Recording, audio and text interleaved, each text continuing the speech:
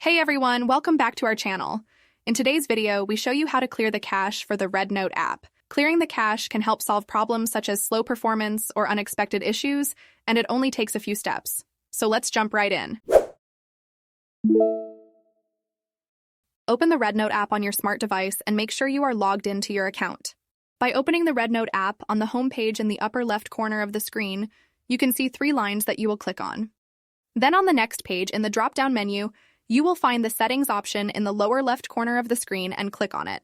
By clicking on the Settings option, a new page will open where you will also find the Clear Cache option in the drop-down menu, and then click on it.